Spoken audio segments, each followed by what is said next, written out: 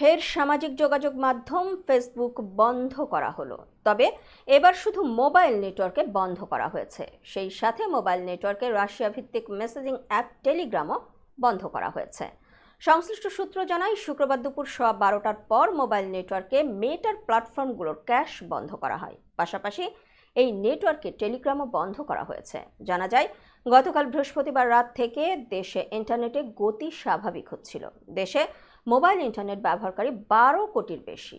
Facebook mobile ডেটায় বন্ধ থাকলে আবার ভিপিএন এর ব্যবহার বাড়বে এবং তা ইন্টারনেটের গতির ওপর প্রভাব ফেলবে। কোটা সংস্কার আন্দোলনকে কেন্দ্র করে সহিংসতা শুরু হলে গত 17 জুলাই রাত থেকে মোবাইল ইন্টারনেট এবং 18 জুলাই রাতে ব্রডব্যান্ড ইন্টারনেট বন্ধ হয়ে যায়। 5 দিন পর 23 জুলাই ব্রডব্যান্ড ইন্টারনেট সংযোগ সীমিত পরিসরে ফেরে। 10 দিন পর 28 জুলাই মোবাইল ইন্টারনেট চালু হয়েছে, কিন্তু বন্ধ ছিল মেটার প্ল্যাটফর্ম ফেসবুক, মেসেঞ্জার, হোয়াটসঅ্যাপ ও ইনস্টাগ্রাম। এছাড়া টিকটকও বন্ধ রাখা হয়।